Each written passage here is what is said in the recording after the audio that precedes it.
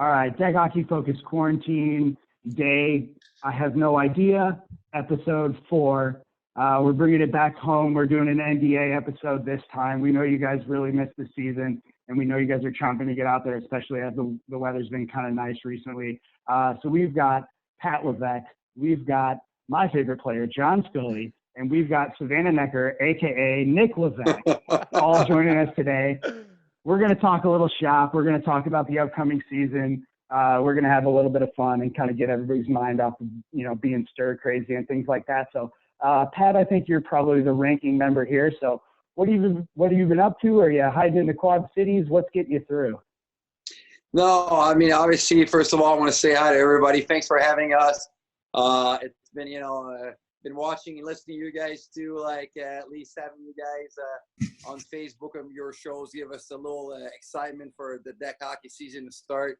But no, I want to tell all the Deckhead family, NDA, that we're we're all hopefully everybody's doing good and staying healthy and and doing good in those crazy times. But it's hard. Obviously, want to get back out there. Obviously, on my side, I've been isolated, since probably probably a month now that I've been, literally didn't leave the house. So I just got a little baby. I had a baby, so I got to be, pretty precautious on that. So yeah, so not much, but I think all the deck hockey players out there, I can't wait to get going. Well, Patty, we'll cut straight to it. Does he have any goals yet? He's I think he's got a couple. He's got a couple as well. I think he's gonna start in the 2 to 5 league this summer. 2 weeks to 5 years, right? Yeah. It's tough during the quarantine, but let's kick it over to Nic. Nic, where are you at? How you holding in there? Are you staying in shape? What are you doing?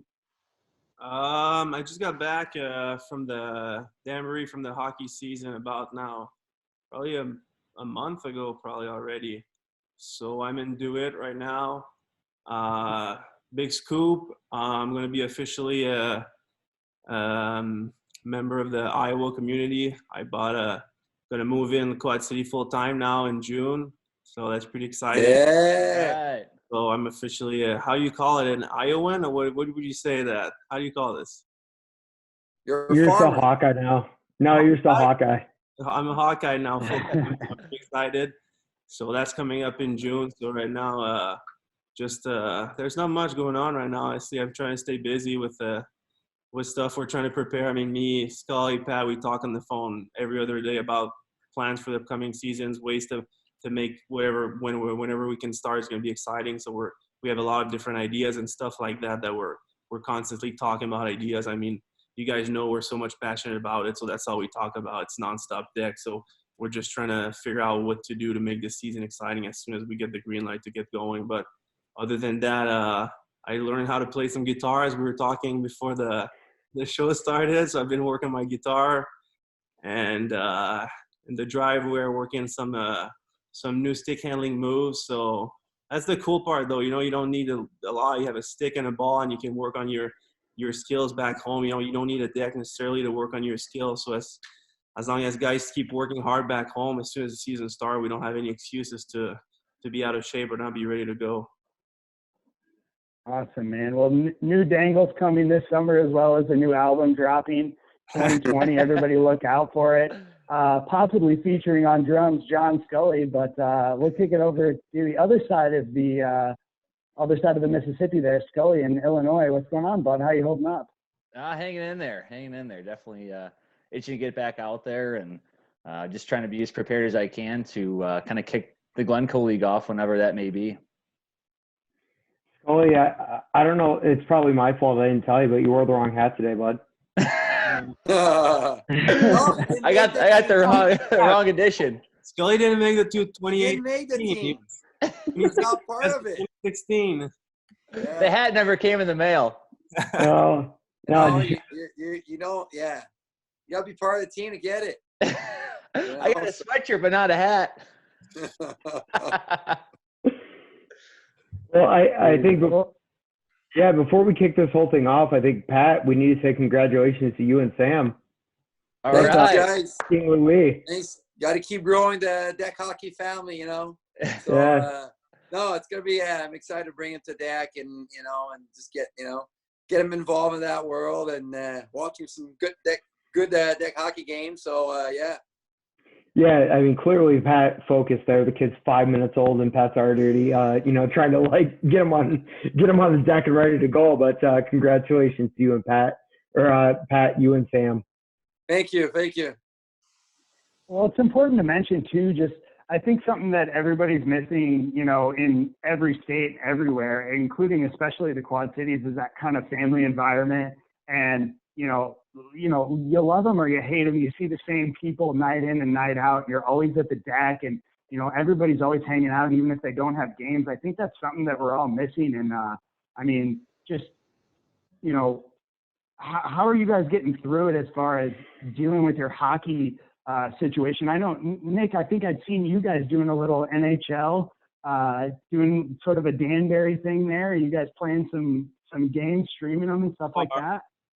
I guess some fans of the league, they literally created the whole Feral Hockey League. So they made every single team, every single player with how I'm not a big gamer, but how they have each player in the NHL has their ranking, whatever, and stats are all in there. And they literally created the whole roster, whole league, and they built the season. So from the point where the season got canceled, they created the whole calendar, including playoffs. So they basically finished off the season with simulated games. So it's pretty entertaining to watch every Friday, Saturday night. All the team would tune in on Zoom and we would watch the simulated game together. We're just chirping each other out, like a buddy miss a goal, whatever. You're like, come on, Shanksy, we just put that one. So it's kind of cool to watch ourselves, and our real commentator was commenting the simulated game on top of the game. So it made it even more funny to we were watching ourselves, but we're all the boys are on Zoom like this, commenting and chirping each other. So it was pretty cool. And they're I think the semifinals were tonight. So it's entertaining. It was fun.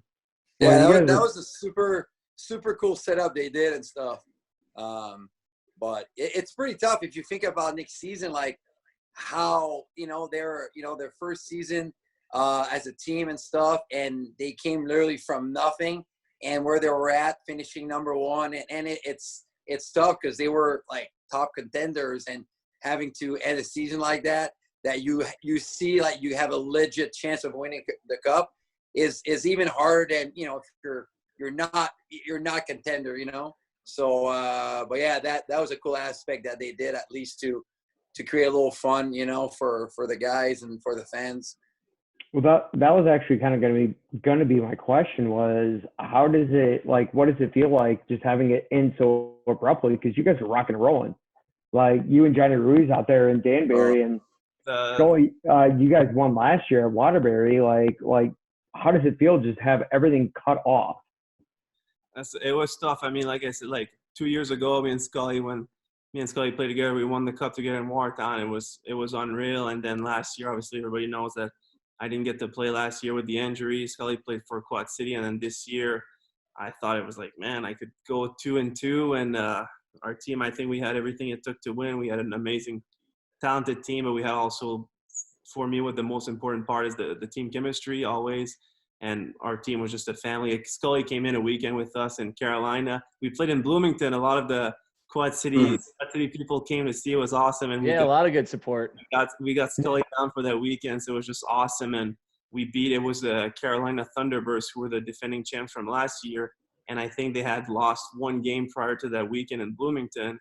And we won both games. I think was Scully 3-0 and 4-1. 4-1, yeah.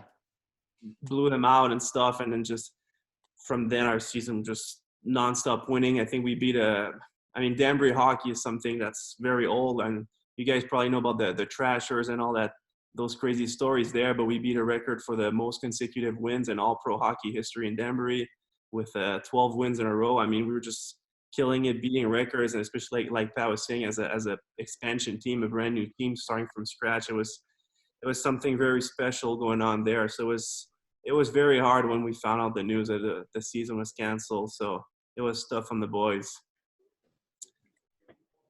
Well, we want to keep it bright. We want to keep it light for everybody here. And I was thinking we could do, obviously we're going to get to the upcoming season. We're going to talk about, things that are yet to be determined and how it's going to work with seasons logistically and stuff. But what I wanted to dial into and just kind of hear it from your guys' perspective is not only Nic and Scully, how you guys kind of met up with each other. I know you guys played previously together, but then how Scully became a part of the organization, and then Pat, how you kind of incorporated him into the NBA and sort of the expansion of all of that stuff, and how you guys, you guys are a tight-knit group. We've seen it with, the deckheads and all that stuff. So I don't know who's best to start with on that, but you guys are a tight-knit group.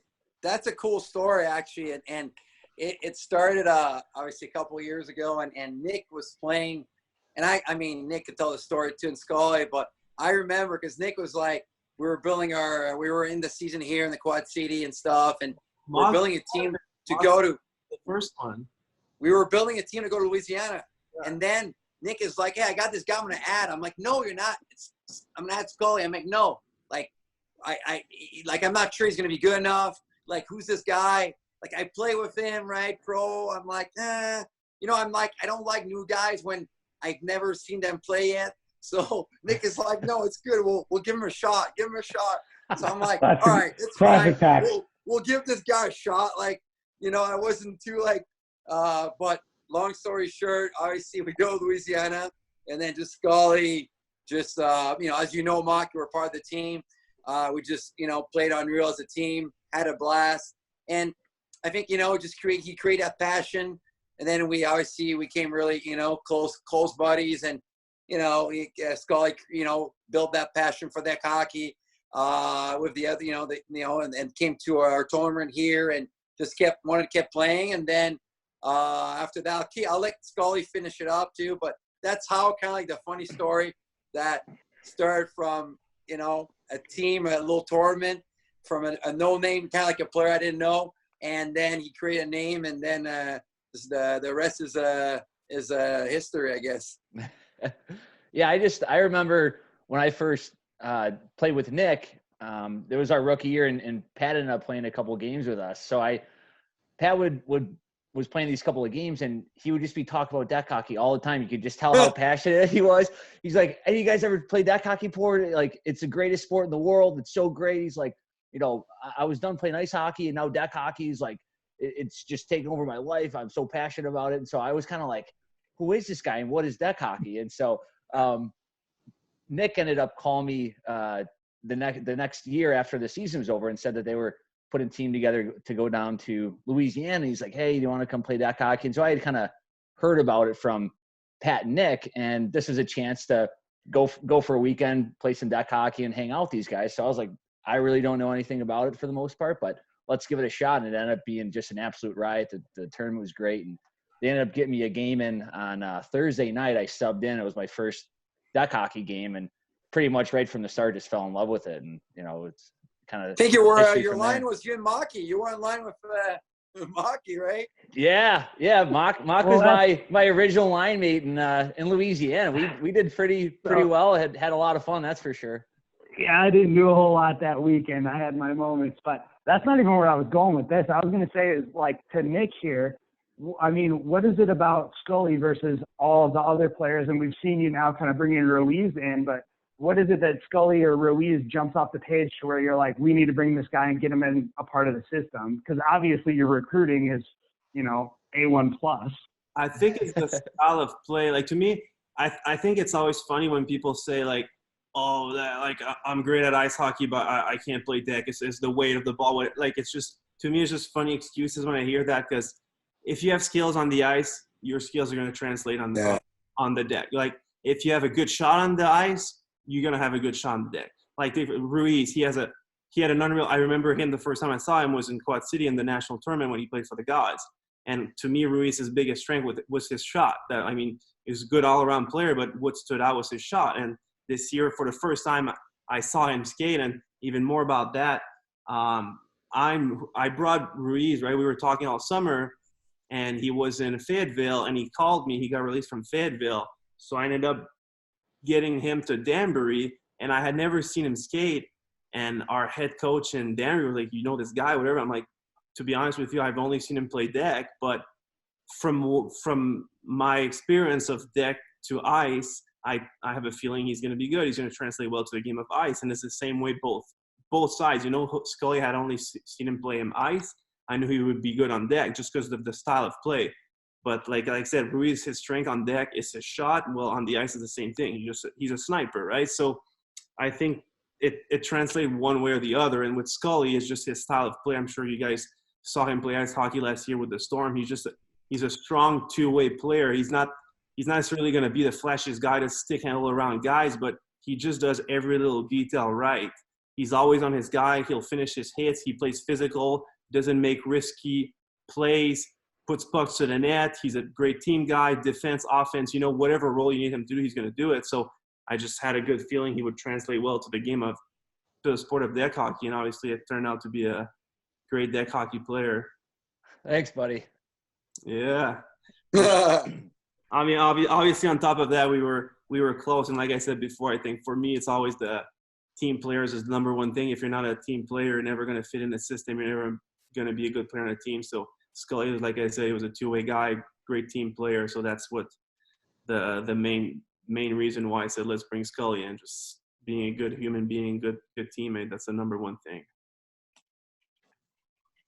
Well, and then kind of transitioning that from, I guess, that recruitment process, and we've seen you guys bringing guys in and out of the deckheads as far as the summer tournament is concerned, and we've seen you guys travel as well. But kind of speak to building a team like that, and taking them, whether it be to the Burroughs Cup or to continued success, in high performance here in the Quad Cities at the national tournament and stuff. What's it like, orchestrating that team and putting all the pieces of the puzzle together? Because we've seen guys not only from, Chicago and the East Coast and Waterloo, and then, you guys have sort of a mix and a match of everybody. And how do you guys make it work? I mean, there's so much, one thing I would say, there's so much talent that it's super tough to decide who's going to be a 10-guy roster. I mean, there's literally from, like the Waterloo and Springfield and the Quad Cities and now Glencoe, and so much talent to pick from that it's really hard to decide. But obviously, like Nick said, you need to have the right chemistry. You need to have the right group of guys that, gel together, and the lines and righties and lefties, the right balance of everything. And guys that want to do like roles, right? Obviously, everybody's got different roles. So you gotta, know what your role is and stuff. And like a guy like, Charlie's out there. He knows his role. Hey, I'm a PK guy. I block every shot. He's a beast out there. And another guy, his role is more, hey, I got to go score. I got to, produce more offensively. So I think in every team, and it's not, only in the elite teams, you see that in every level from, the women's league to the, D5, whatever level, the teams that end up winning, you can win all, a couple games here and there, be top in the season, but look at the teams that win the cup. They're going to be teams that actually have a legit system down, and kind of like, okay, like I'm playing this team, I got to be on, okay, Maka's a good shot, I got to be on him, give him less time and space. This guy is good in the corner, leave it, so you got to adjust to teams, and you kind of see the smart teams like getting out there and winning more games in the long run. But so it comes to any level, but obviously when you build a national team, a World Cup team, it's just, there's so much talent that you got to make sure that like the third line is super talented, but they're not there probably to score as much. So they got to make sure they understand that. So yeah, just like about like getting that right chemistry and the right guys that gel and understand their role, so yeah. Yeah, well, Patty, you're talking about kind of the national team and what people kind of need to do, and you're talking about like Charlie Gerace and knowing your role and doing your job, which he's a hell of a player, and he does it better than anybody else. But what do you need to say, or what do you want to say to those players that are aspiring to be in that role? I think, even if you come back to what Nick said earlier on, right now, right, there's two types of players right now. There's, obviously we're all in the same crisis right now. We all want to play. We all hate right now. It's not fun, right? We want to get out and play some deck hockey. but what can we do? So the players that will improve and get ready for when we're going to start in mid-May or June are the ones that have a stick in the ball in their basement and in their apartment and the street, stick handling, trying to make some dangles, some moves, and even go on YouTube, listening to your deck focus and knowledge of the game, listening to some old videos of deck hockey games, whatever you do to improve your skills and your knowledge of the game is what going to bring you to the next level, right? I don't care who you are, if you finish the top scorer in D1 or D5 or the last player or you're the worst player. There's a way to improve, and it's not where you're at right now. It's where you're going to be at the end of the season. When come playoffs time, when it comes tryouts time for the national. But it's just about playing right now. I say let's play as many games as you can this season. Right now, it's like just stick out as much as you can. So when we start, you're ready, and get the knowledge too. I think you see like the difference a lot. Sometimes not only the skills, but the knowledge of the game, right? Like knowing the game, like that's one thing. Like, Nic is, why he, look at our junior team, like how amazing they did and stuff. He has such a good knowledge of the game, how to play a PK perfectly, a power play, the 3-on-3. Everything is literally, you should know the knowledge of every part of the game if you want to be really a top player, right? In whatever level you're at, right? We're talking about national, yes, but if you want to win a women's cup, D5 cup, whatever it is, a national, tournament, you just got to improve your skills as much as you can, which is like playing the game. Right now we can't, so it's playing with the ball and stick handling, watching videos, listening to deck focus, because just listening to you guys you get knowledge of the game. Like it's, people might say, oh, you don't, yeah, if you listen to you guys, you'll get little tips here and there about, oh, that was smart. Yeah, let's do that, So yeah, and it comes with passion, right? If you, obviously like Nic was saying, even if we're not playing deck right now, literally like Scully, Nic and I are literally talking hours of deck a day. Like, it's like, that's the only thing we do.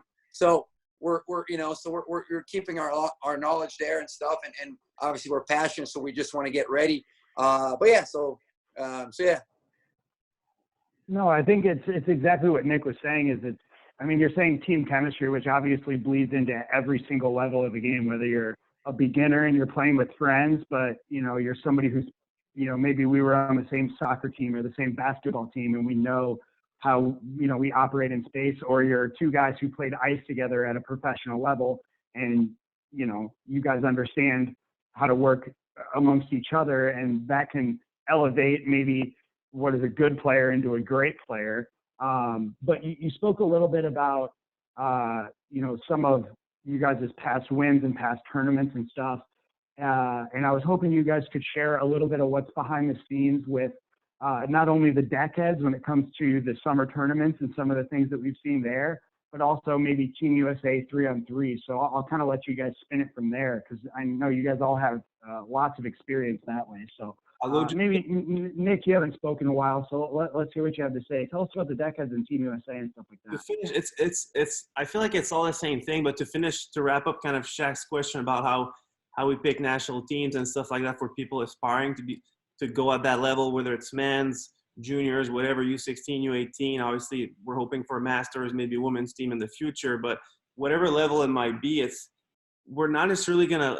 People think it's all about stats and make sure they have the points, all that, but like we had a training camp, and Scully was one of the coaches. Obviously, Pat and me were there, and a lot of other guys were there. And every night we'd have a dinner with the team, talk about players, and we're not necessarily talking about who's the best guy out there. We were teaching systems and ways to play the game the right way. Who can do those things? Who can learn those quicks and adapt quickly, right? Because you're in a tournament, it's a 5-day thing. You don't have time to go home and do all this stuff. You need to be able to be a player that watches something and adapts quickly, right? So that was the number one thing we were watching. Even though a guy would go out and score 3 goals a game, if he's not playing the right way, you're not necessarily going to make the team, right? We're watching those little details, and kind of like I was talking about Scully, why it's those little details that play the game the right way. And no matter if you put points or not, we're going to see those little details. And in the long run, that's what we're looking for. Right? Like Pat said, we're not looking for 9 guys to put up 33 goals a game, right? We're looking for guys that are going to match. You don't need all goal scorers. You need guys that will accept a role, play within a role, be a good teammate. And that's the number one thing. And like when we build our decade team when we build the Team USA, we're going to be like, all right, well, we already have Pat. Pat's a skilled, he's lefty. We go as much as to analyze, well, we have already 3 lefties. This guy is very good, but he's another lefty. We need a righty for this situation, right? So there's a lot that goes to it, a lot of little details. But at the end of the day, like I said, it's play the game the right way, be a good teammate, make the little things right, and your game's going to improve in the long run, you know. But yeah, a lot goes into making it. Just a small detail, like I think for anybody listening, any power play out there, you should always like have, you know, a righty, you know, for the one-timer. So you got your top guy, you know, whatever side, and then you should have, you know, on your right side, you know, a lefty, on your, you know, your left side, a righty. So then you can always have the one-timer, you know, position. So that's little details too that you'll see teams not doing it, and then it might not affect them all the time, but you'll see like one time the guy had on the tape and he's not on the right side, so he couldn't shoot, you know, right away. So the goalie had time to come and make a save. So, but you know, like a small touch on the power play like that, it makes a huge difference, you know. But yeah, small details like, you know, can be the difference between, you know, as a team if you win or lose, and as a player how good you know, and that's a knowledge of the game, how you understand the game, right? So well, I'll kick this over to Scully to round it out, but I just kind of want to clarify, or like just repeat my understanding. What we're hearing is that if you want to be competitive, or you want to be at that next level, whatever level that is, if that's USA, or if that's D5 to D3, or D3 to D2, or D2 to D1, it's like understand the game, understand your role, and then how do you build from that? So Scully, kind of with your experience, how do you teach that, and what's your advice?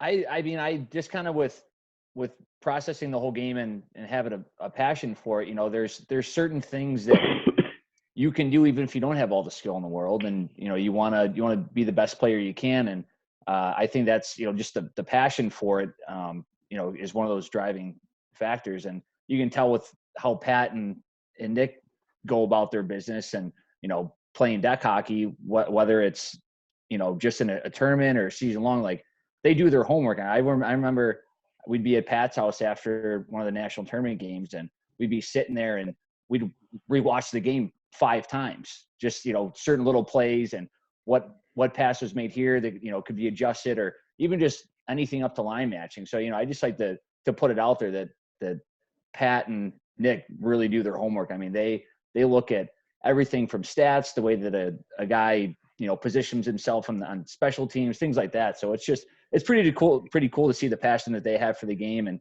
how much work they put into playing, building a team, anything like that. So definitely cool to see what they've done with the game, and that passion certainly rubbed off on me.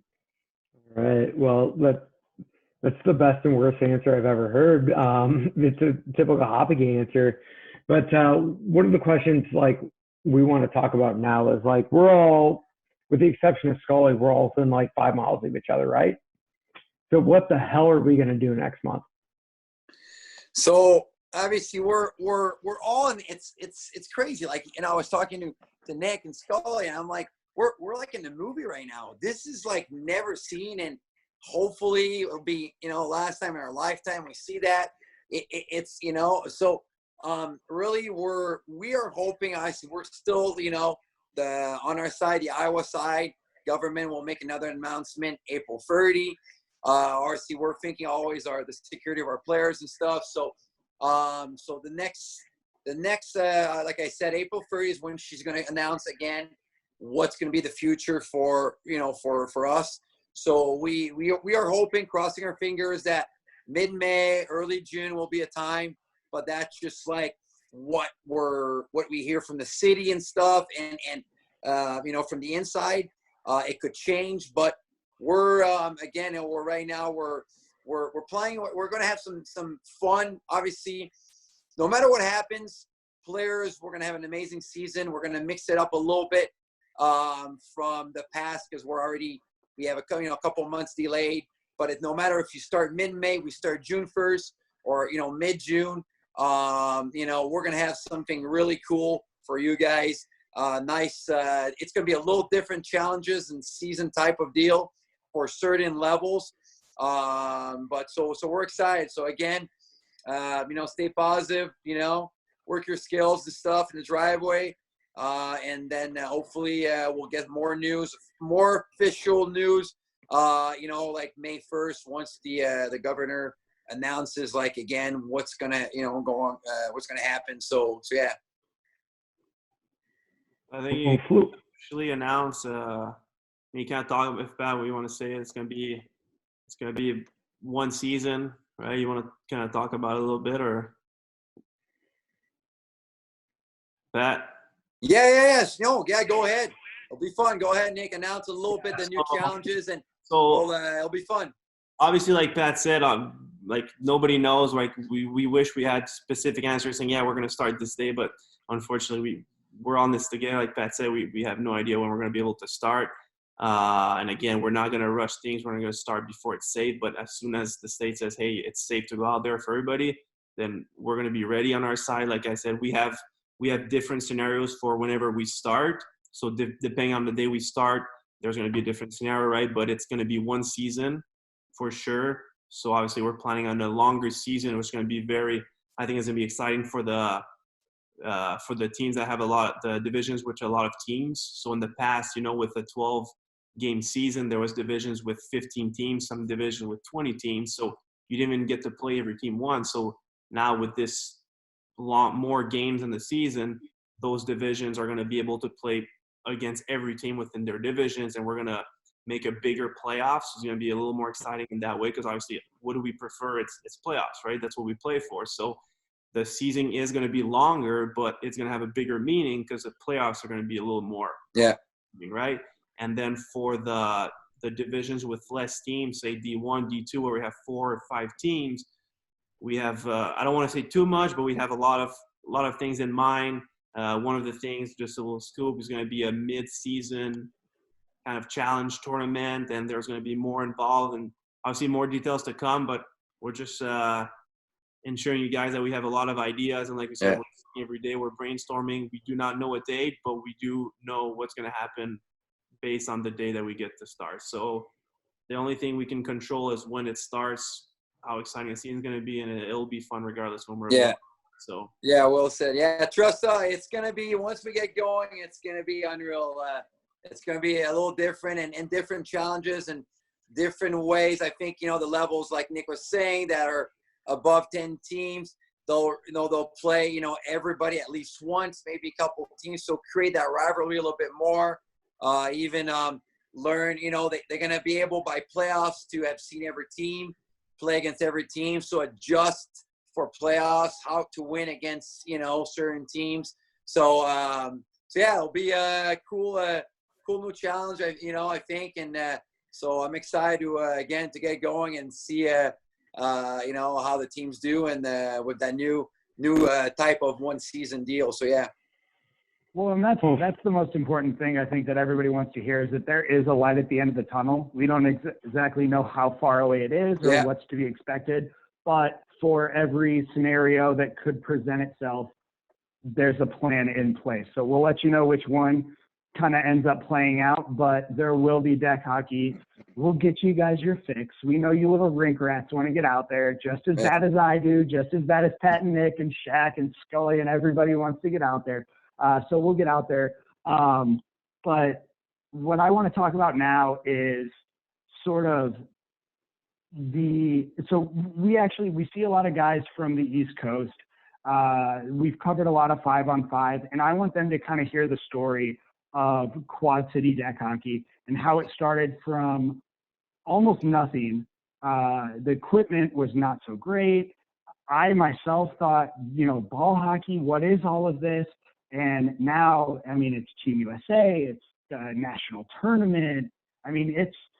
It's a freight train here. And what does it take, maybe from Pat's perspective, and then obviously incorporating the rest of you guys, because I know he couldn't do it without you. But what does it take to go from just kind of an idea on paper all the way to where we are today in Iowa, where it's maybe not, Montreal, it's not the East Coast where people think it's a hockey hotbed, You're Pat, stereotypical.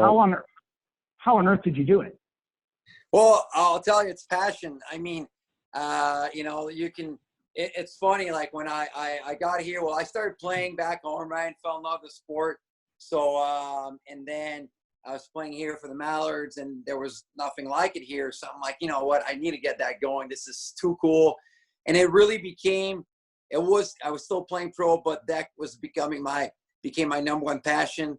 So, I mean, I met with the city of Bandor, showed them the project, and Decker Plain right away loved the idea. And to be honest, everybody thought I was kind of a little crazy. I'm like, it's not going to work. We're not a hockey town here. Like, nobody's going to, we're like barely people playing hockey. We're in Iowa. What do you, don't do it. So I'm like, you know what? It's a passion. I went ahead and build the first swing there was an old basketball court. And honestly, we were thinking to build only one rink in the Quad City, and then kind of like, potentially, go to Chicago, where it's bigger. And as you can tell here, after just one summer, went crazy, blew up. People loved it, kids, adults. But it really started from a passion. And then exactly what happened here, it's a couple, we started the first year with 15 adult teams. I remember I was I went to, the rinks and stuff for my ball, my stick. Guys were like, what is that? I'm not playing deck hockey. Deck hockey's not for real hockey players. And I'm like, try it, you'll love it once you get going. And then, we started with, just 15 teams, about 70 kids. And then after that, those 15 teams fell in love with the sport, all became passionate. And then the same people that I went to see, that were, we have a lot of non-hockey guys. We have hockey guys, but the guys that I went to see, like a Perry Jacobs, was like, you're crazy. I'm not playing. I'm never running. I'm not playing for, I'm an ice hockey player. And he said no. And he literally, every time I see Perry, he's like, Pat, I should have listened to you literally the day one you came to recruit me, because I am in love with the sport. Dude, obviously this guy plays on multiple teams, made the World Cup team. Obviously, everybody knows him in the league, how, he's an amazing player, an amazing D-man, unreal shot. But it's cool because like I said, I came here with a passion, and then it's cool to see all you guys living the same passion, and guys that when I came thought I was like, hey, I'm not going to do that. And then this sport is so fun that they jump on it, and then they go crazy and love it. Like I said, a Perry, even like other guys like Carol Plouffe and other guys that I remember early on, they were like, it's not for me, this thing. And now, that's what they do, right? So it's part of their life and stuff, and they're part of their passion. And then, obviously every year we grew, we added first couple seasons, we had the Iowa games, which I remember, Mock, we were in the same team, the United team, right? Remember? And then that was pretty cool shirts. And then, went to a national tournament.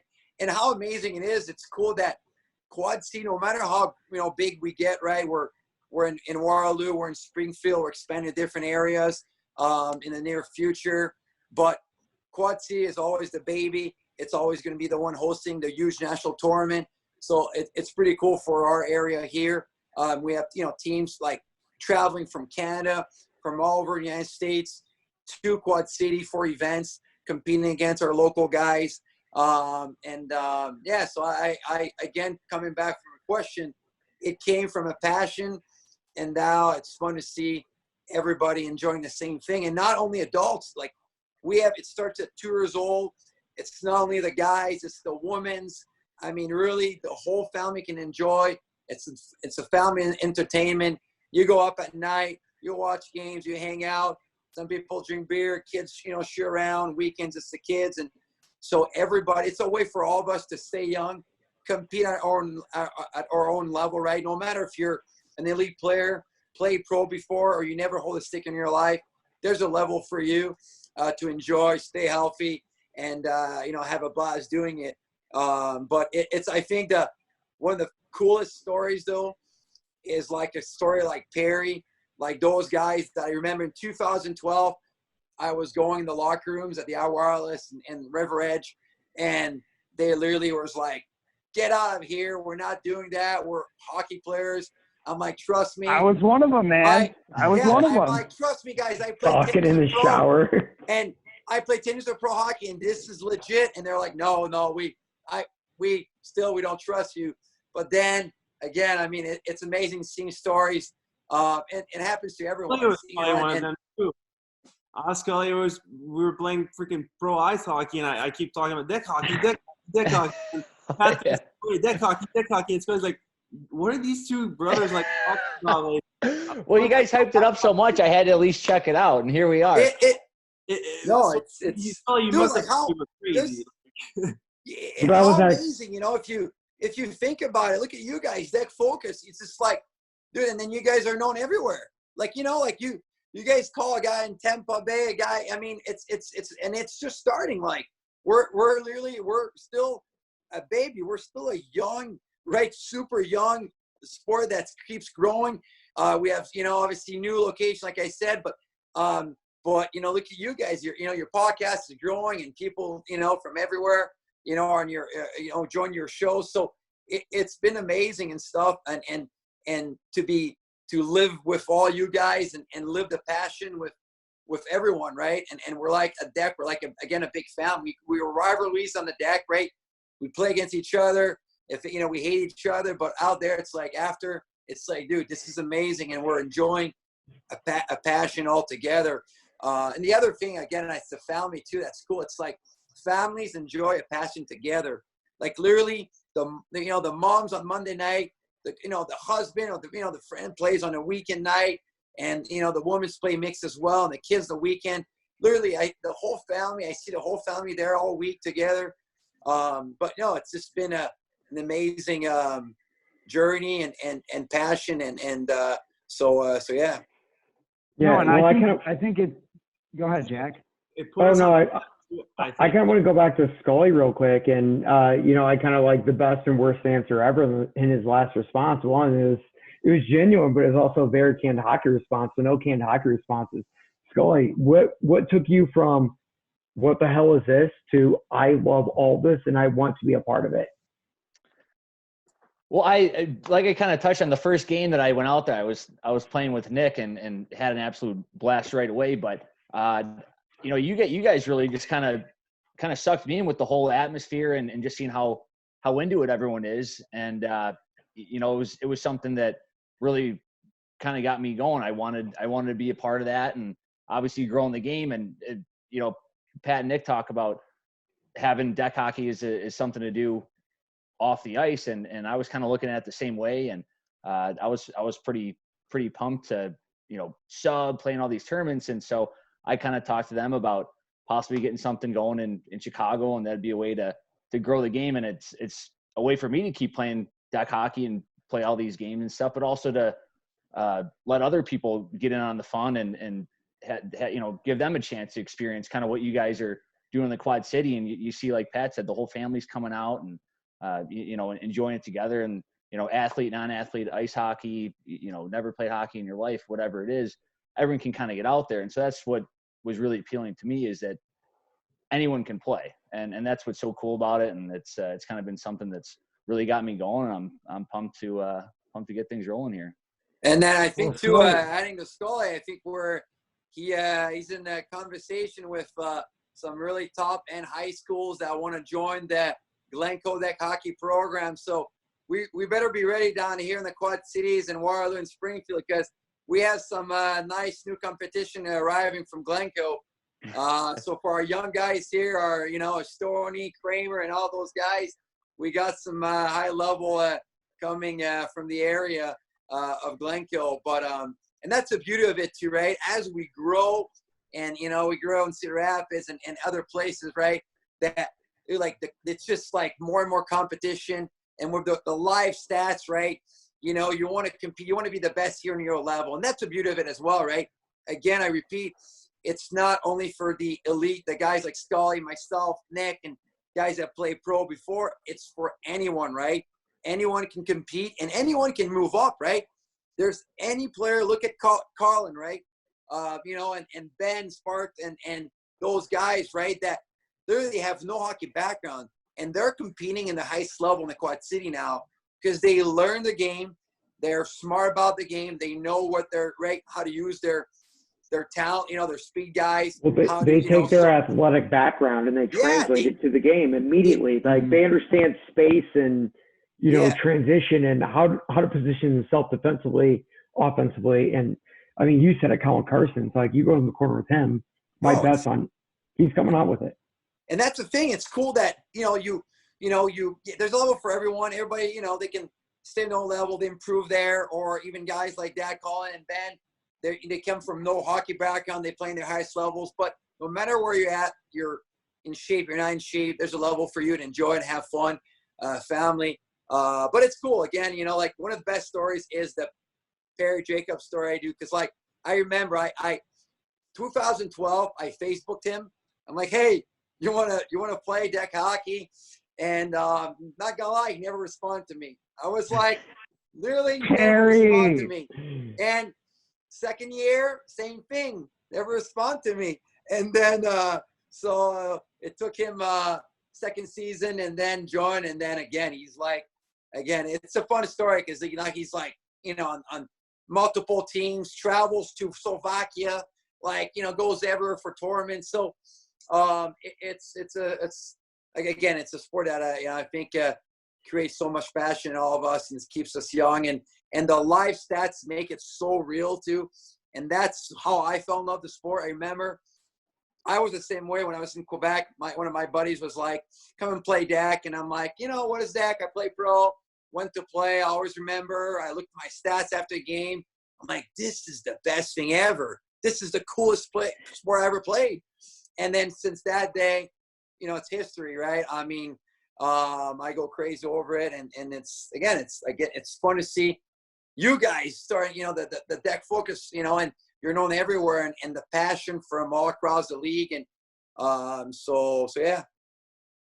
Well, so one of my concerns with this whole, you know, quarantine and everything kind of being shut down is I wanted to see Glencoe deck hockey and see what they had, you know, to offer everybody. So I was going to say, like, Scully, let's say that I'm maybe an 18-year-old kid, I'm playing high school hockey, or maybe I'm somebody who's, you know, going to be back from college during the summers, who, you know, might have a college career or, you know, a semi-pro career, something like that.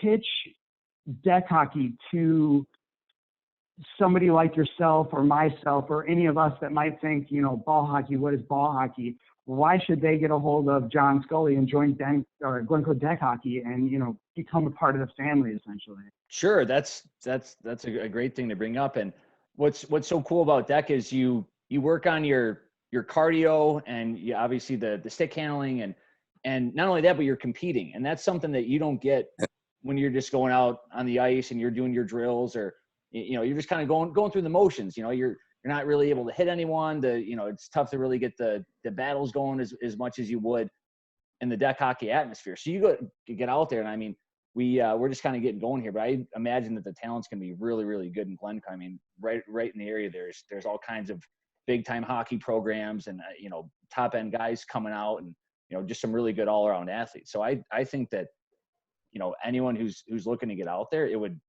you know, hockey player or not, whatever you're doing, even if you're playing lacrosse or soccer or something, just the cardio alone and the competition that you'll see is something that you don't really see. You know, deck hockey is the most competitive thing that I ever did all summer, you know, even when I was playing pro. So it's definitely something that you get out there that get those competitive juices flowing. No, and to add to that, like Scully's totally right. It is the best summer training for any young player, whatever, to improve your on-ice skills. Like, if you think about what is the off-ice training for hockey players, it's plyometrics. Like, as a young kid, whatever you do, like looking, pro guys, you got to do plyometrics, work your leg power, your stick handling and stuff. So now you get the best of every world.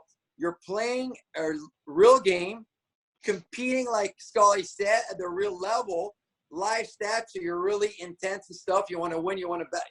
And you're on shoes, so you can't glide. You're working more leg power. The rink is 100 by 50. It's more intense, nonstop. Go, always somebody in your face. You get back on the ice. You got more time and space. It literally works every single aspect. Like a 2-on-1 on the deck or 2-on-1 on the ice, it's the same thing. Same reaction. You got to read where the defensive stick is and stuff, right? A battle in the corner is the same thing. A man-on-man is the same thing. Winning or losing a battle, covering your guy. It's the same concept, right? Everything is based on the same thing, right? So, and it's harder because you can't glide, so you build all those muscles. So you get back on the ice, and it's literally what you need to do. So it's just like looking in Quebec, it's part of their summer training, Every ice hockey player, they play deck to improve their ice skills and stuff. It's literally nothing can beat it. Just the time, the knowledge of the game, the quickness of the game, everything. And that's the beauty of the game, right? Obviously, Chicago, there's a lot of new fans, right? Like Blackhawks is huge now. But some of those fans didn't grow up, right? Like hockey wasn't big, like probably like 8 years ago or 10. Like it really blew up the last 10 years in Chicago, probably. Maybe, give and take, right? I might be wrong. 2010. No, it's about the right time frame. 2010 when the Hawks got the Hawks when those Cubs really kind of jump started things. He was, hockey was big, but it really took off after that. So if you think about that, look at all those parents, right? That their kids are 5, 6 now. They go to rink and stuff, so their kids are gonna start playing deck, best from the train. But then the dad, he loves the Blackhawks, he loves his kids, but he wants to get going. He never played it, so he's gonna be able to start playing deck, enjoy the sport his kids love, enjoy a sport he loves to watch, and for the first time ever, he can live like a sport that he loves to see his kid and watch, like for the first time, right? That's what we see a lot too. Obviously, in the Quad City and our leagues, right? There's guys that just love to watch it, and then for the first time, they enjoy going to shootout. They enjoy like winning, in the final, or they enjoy like living the aspect of losing, winning, scoring a goal. I mean, it's just like, the reality of that. That's what's amazing as well, right? When and coming from me, I remember when I was still playing, like in 2000, a couple of years before I opened deck and got really going in deck, I was like, what will I do after my hockey career? Like, I don't want to play any beer league. I want to play something real. And then that's when I started playing deck in Quebec, and I'm like, this is it. Like, gets me going, my adrenaline, as much as playing a pro game, because I want to be the best. I want to win the cup. I want to win tournaments. Right? So it just like the reality of the game is amazing, right? So yeah. Well, I mean, Scully said it perfectly. He said it was the most competitive thing that I did all summer. And I assume that what you mean by that is the summer tournament, which has grown from basically just a charity tournament sponsored by a local pizza place in Harris Pizza.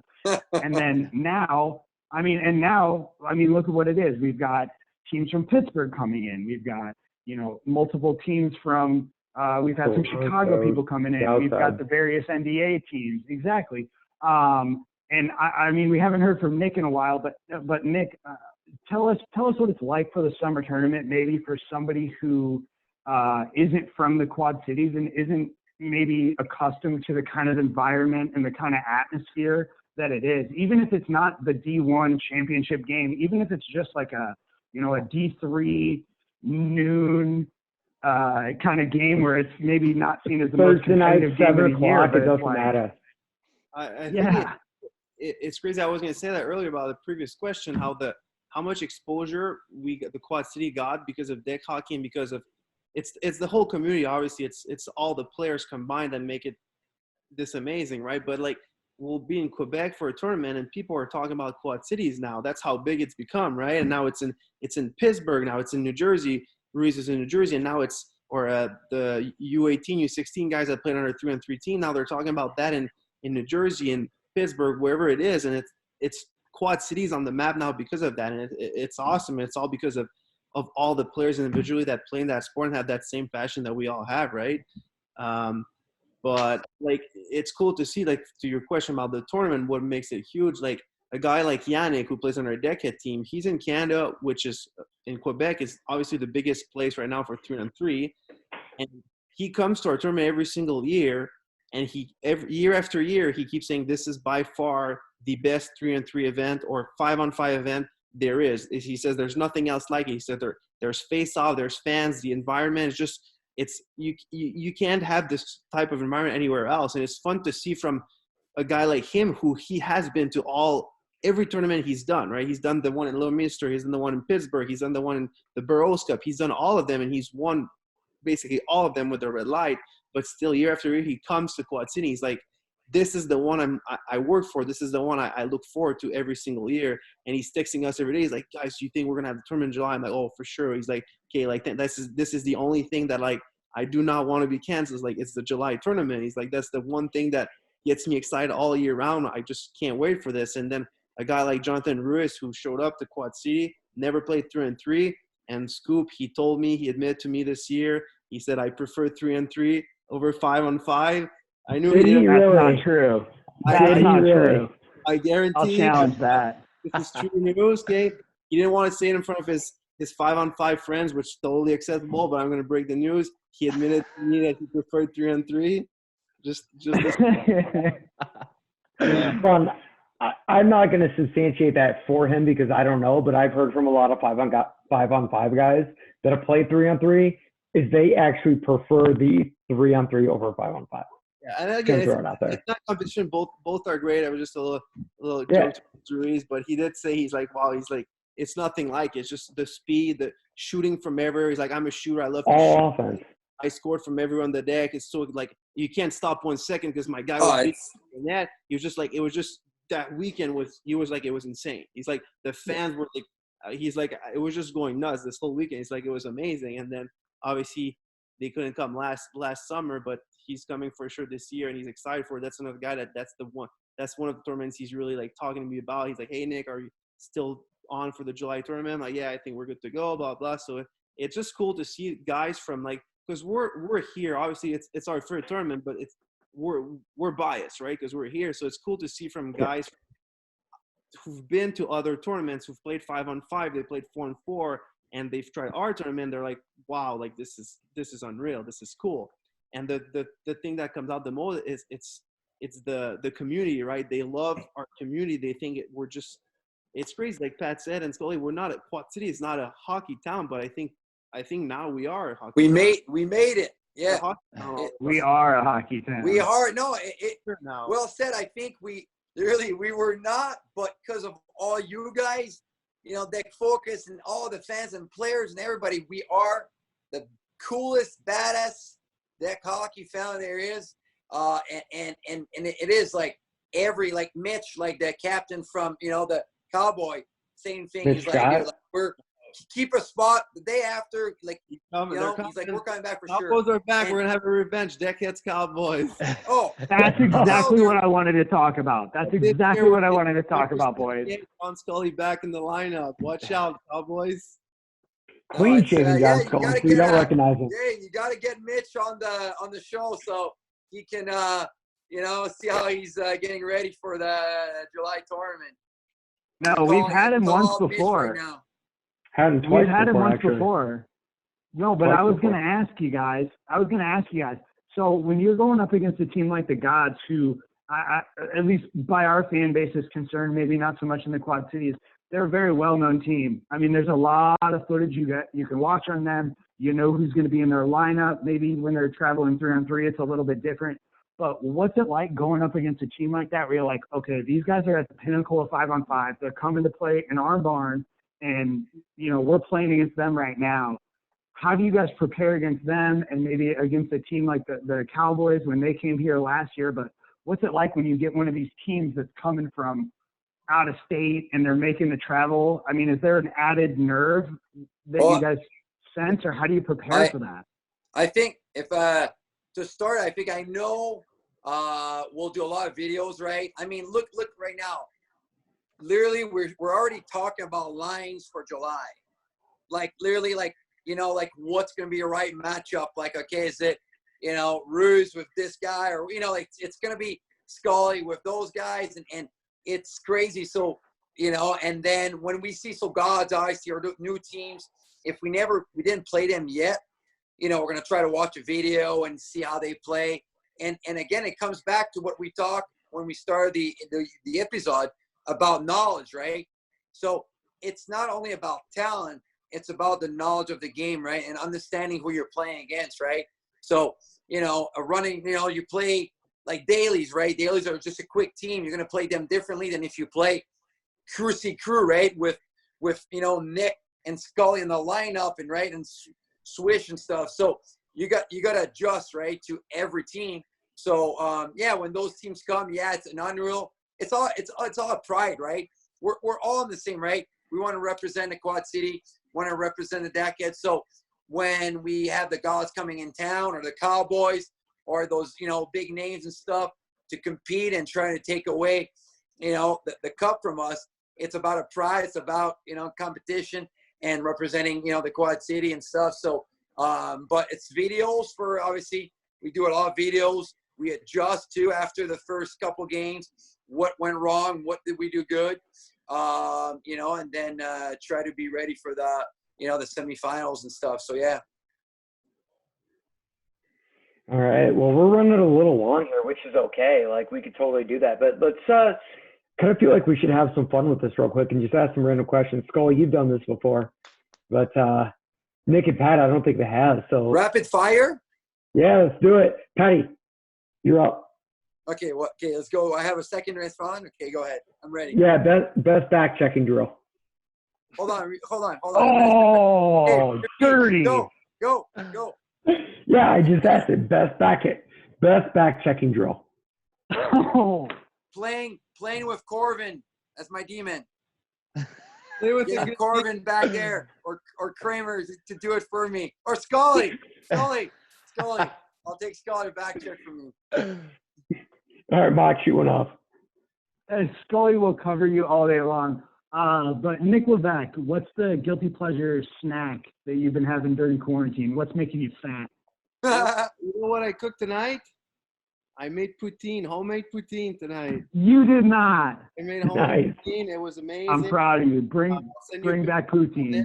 It turned out really good. I cut my home potatoes, made my own fries, everything, my own gravy, and it was amazing. But other than that, I've actually been cooking. I'm more of a restaurant guy usually, but I've been cooking a lot. So I've been having fun in the kitchen these last couple of weeks. He's a cook. He can play the guitar. The guy does it all. Okay, I'm a new man, Mom. Yeah. Man.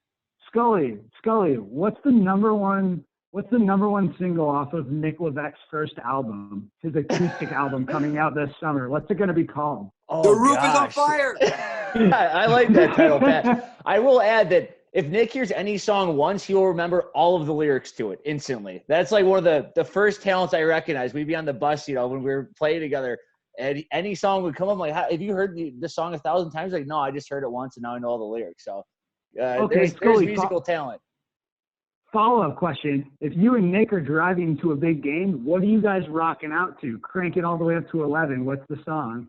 Oh, I don't know about a particular song, but one of the songs from our Watertown championship. What do you, Nic? Which one would you go with? The what? One of the songs from the Watertown run. We had a couple good ones in the locker room. We always drove together. We lived in the same apartment, so we drove together, and we had our classic French songs. Scully, by the championship games, Scully knew the lyrics. He didn't know what he was saying, but he was like, da da da da dee da dee da da da. I was trying to get the accent and everything. He was there. It was good, but it was our routine. You know, we were winning, so I kept playing the same French song, and Scully was just going with it because he just wanted to win like me. We're both superstitious. So I did just download an app so I could start learning some French during this quarantine time. So I know when Pat and Nic are talking to each other on the deck, I can chime in. But I did the same thing. People all see, like, obviously it's not fun, but look in the positive. There's so many opportunities to do stuff that you never done before and stuff. Like, I want to do this, but I don't have time to do it. Like, I've been saying I want to play guitar for 15 years. I'm going to do it. So I'm taking the time to do it. And it's stuff like, hey, guys are like, I hear guys all the time at deck, oh, I would be good at deck, but my cardio just sucks. I don't have time because I have this and that. Well, you don't have that excuse. Go out and do this now. You think your cardio is not where you want it to be? You have time to go do it. You think your hands are not where you want them to be? Go out and do it. You think your shot's not good? Go out and work on it. Work on your weaknesses right now. Do the things like, so everything, like, take the positive out. And nobody has an excuse right now. You know, I was saying, like, oh, guys are going to be rusty when we come back. Well, yes, but you should, if you're really passionate, if you're serious, go out there and work on your weaknesses, and you should show up when the season starts, and you should be better than where you left off. Yeah. No, for sure. And I think that's the biggest point we can take away from this entire thing is that you have the time, and not only that, it's the opportunity. So if that's what you want, you have the time to do it now and go do it. But going back to rapid fire, and Patty, we were joking last time, so I kind of feel bad for you. But I'm just going to ask you, because obviously we rip on Patty all the time. Patty, what's the one thing that gets you hyped before a game? I just want to throw him a softball to make him feel better. Cover your entire body in icy hot. Hey, for real, yes.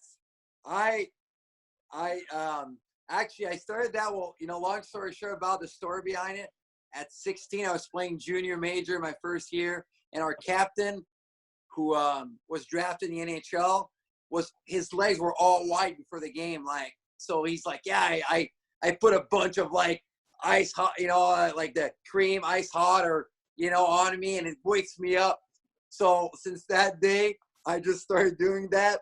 So yeah, before my deck game, literally those bottles, like I'll probably every, you know, literally probably one new ball every 3-4 games. I mean, you can tell. Ask my teammates. Oh, for sure. It's the deck, right? You start tearing up because it burns your eyes. That's how you literally you start tearing up from the icy hot. Ask any teammate I play with, like, you know, like, I mean, they can smell on the bench, and especially when I get ready, dude, it's bad. Like, it's like I don't smell anymore, but yeah, it's gets me going. I need to do it, you know. I will chime in that Pat has the most serious deck pregame routine out of anyone that I've ever met. Like, he tries to get like the pregame nap in. He tries to have like a good meal going beforehand, you know, get his body armors all lined up before the game. I mean, he is like all in. 2 body armors, 2 Gatorades, 1 water. That's usually what I bring on the bench. Unbelievable. So hopefully that helps you. And Pat gets who has more points seconds before the game starts. Like, that's his routine though. Like, it's like that's part of Pat's routine though. He just gets there like 3 seconds before the game starts. I don't warm up. He's ready to go, but no warm up. He's too fired up to warm up. Yeah, unbelievable. No, but I was gonna say, who won D1 scoring championship last year, and who's gonna win this year? Oh, Nick and Pat, we'll kick it over to you guys. Hey, let's fix something here, guys. I won it back to back, I think maybe. Been 3 years in a row. Can I say something? No, you may. I know what you're gonna say. Fact check. I beat him in point per game average last season. I played less games because I left halfway through the season. My point per game average was higher. No, by 1. Okay, Google it. No, I won. no, it was not. Hey, can you go on? I'm going right now. Look it up. It was not. You were by 1. I know.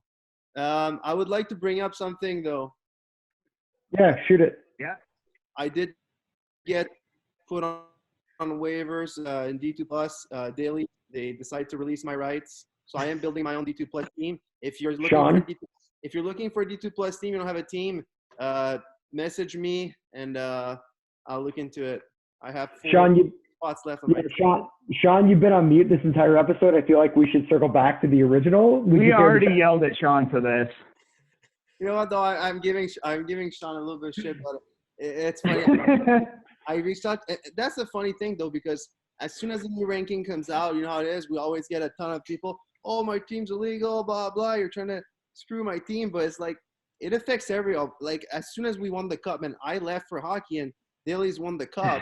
And I whoa, okay, hey, hold on here, Nick. Hold on. Okay. Hold on. I had 11 games. No, you know what? Average, just say you, it. 5.3 and 5.4 for me. It's the same thing. And I beat you. I had one more game, 41 goals, 33 goals you.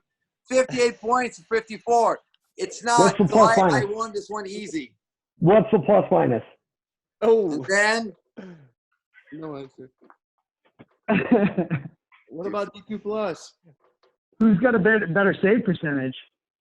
Ooh. Nic for sure. We both have goalie championships. Yeah. I got one in yeah. I got cut from my D2 plus team as a goalie too. Oh my God. Again, Nic, I think 2018, 68 points against 56. Same amount Patty, of that's games. like 5 years ago. Calm down. Oh my God. I'm just looking at stats right now, guys. Hey, It's you on. guys, He you guys, just bought property at 52722. Get ready. What? Nick's in No, Iowa what I heard is- now. What I heard is Nikki's getting cut from all his teams. So Nikki, you and I got to talk offline. We'll just create a new team. Yeah, let's do it. But I'm making, but to my point is like it affects all of us, right? You win a championship, Exactly. our team's a little too good for the division, so either you move up or you make adjustment. And this year, I'm the one who I got taken off the roster, and what I'm doing, I'm building my own team. I'm coming for the dailies, and I'm gonna come back to them. We're gonna face head to head. It's gonna be more fun, you know. Yeah. Sean's not invited to training camp, so don't worry about Sean. He doesn't get the camp invite. So Nic and Scully, Pat, maybe if there's time, we might have to fill that late roster spot. But Shawnee, go ahead. I don't know. Yeah, it's hard to say. Like it's a hard one, especially whenever we thought the season was gonna start, and with you playing ice, I can't say I don't make the decisions on the team, but it's one of those. You got to weigh how many games you're gonna be there for, how many you're gonna miss, how many because we got to build that chemistry going in. So I mean, obviously one of the best players in 2+, but it's you got to balance that with your cap space. Well, fast forward from the first episode, that sounds like a giant pile of bullshit, but we're just gonna kind of go with that. I just want to clear out. I love the dailies. It was fun playing with them, and I'm just excited to get a new team in D2 Plus going. I'm recruiting right now. It's the fun part of the game. I love this part. So as soon as the rankings came out, I texted Chad. I said, "Hey, Chad, Chad's the nicest guy in the world I know, and I didn't have I didn't give him a choice. I just said, "Hey, Chad, I'll make my own team. Just keep Travis or whatever." And was that? Oh, Nick, Patty's you not got cut messing around. because you've never done a daily. I have never done a daily. He's done dailies. I don't know. Hey, yes. I've never done one. I won't lie. I Nick, never. what would it be like if Pat did a daily? That wouldn't be pretty.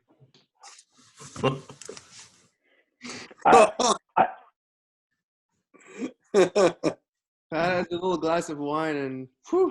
That's what I was going to say. Pat would do it with red wine and just sip it over an hour and a half. One glass of wine. Pat, that's my new contract requirement for D1 this year. If I'm on the team, you got to do a daily. I love it. May after we win the cup? No, before. The contract requirement, not afterwards. Beforehand. Before. I'll Yeah. be done for the season. I'll take me 2 weeks to recover. That's okay. I'm already putting my money on Louis over you, so it's okay. I just need you to bridge that gap.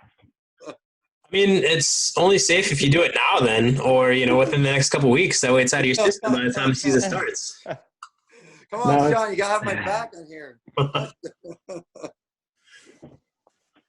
No, Scully's the only Switzerland here. He's our only neutral third party.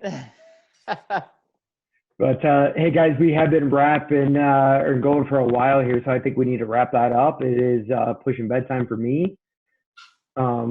But boys, appreciate you joining us, and looking forward to getting back out there. I think tomorrow morning at lunch, I'm going to go up to the pavilion and just hang out, just eat my lunch at the pavilion because I miss being at deck. I don't want to say that's the sport. Obviously, we all love it. Like we've been talking about it, but at the end of the day, the number one thing is the family, the friendship we build. Yeah. Right? Like For all sure. of us, unfortunately for me, I would be stuck with Pat regardless because we're brothers. But if it wasn't for deck, I knew Scully because of ice hockey, but I'm close to him now because of deck hockey. And Sean, Mock, Ryan, I know you guys because of deck, and I know a lot of my best buddies. I met because of deck hockey. So for me, that's the number one thing is the friendship we have there. And I know like I'm there every single night, and I don't play if I don't ref. I'm still gonna sneak out of the house and I'm gonna end up there. And like my girlfriend Savannah's gonna be pissed at me. He's like, you're at deck every single night, but I just can't not be there because I know something's gonna happen. My buddies are there like every night. I know I'm gonna see somebody that I love, and I just want to be there and hang out with there. And it's more than just the sport, right? It's just to be. Well, exactly, and it's the same story with us too. Between Mock and Sean, is like if it wasn't for deck, we don't know each other, and honestly, we probably don't like each other if we met outside of deck. So it's a good fan, but how many like relationships were built at deck, and guys like people meet their future wives, future whatever at deck, and like best friends now. Like 90% of my best friends I know from deck hockey, and like I said, now I'm moving him permanently, and it's because of at the end of the day, it's because of the friendship I built from deck hockey that I want to be here, you know, and get my life going here is because of the people I met at deck hockey. So it's just. Oh, for sure. And it's all because of Pat.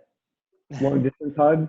Thanks, Pat. Pat, we love you. Love you Virtual guys. group hug. No, Virtual group hug, literally, boys. like, love all you guys, and well said, Nick. But you know, above, you know, this amazing sport that we're all passionate, like the friendship that was built, was built, is getting built still, is amazing and stuff. And so, you know, I want to thank you guys for doing this amazing show, and growing the sport, and just everyone at DAC and all the families and the kids and everybody just having fun together and living our passion and then just having a good time and staying young. For the older guys, staying young, the young guys, you know, enjoying the sport. So, but yeah, thanks to everyone, and you know, stay safe, and can't wait to see all you guys.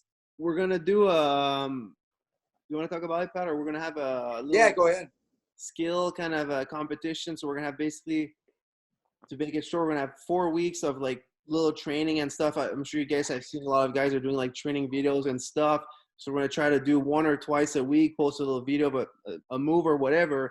And at the end of the 4 weeks, we're going to have a little challenge, a competition, and then out of all the people who can do the challenge, whatever it is, at the end of the 4 weeks, we'll enter for a chance to win like a pretty cool deck hockey prize. So at first, we're just going to do the challenge straight up, and we want everybody to have a chance to do it. So whether you're a D1, a D3, D5 player, well, you have 4 weeks to get ready for it, right? You have 4 weeks to practice it. So at the end of the day, everybody should have a chance to win if they put the work and the effort into it, right? So it goes down to what we were saying. So if you do your homework and you practice at home, at the end of when the 4 week is up and the challenge comes out, you should be able to do it, right? If you don't, well, it's your fault. So we're going to see who's going to put the work into it, who wants to get better, right? And I think it's for us, it's a cool way to get everybody going from home.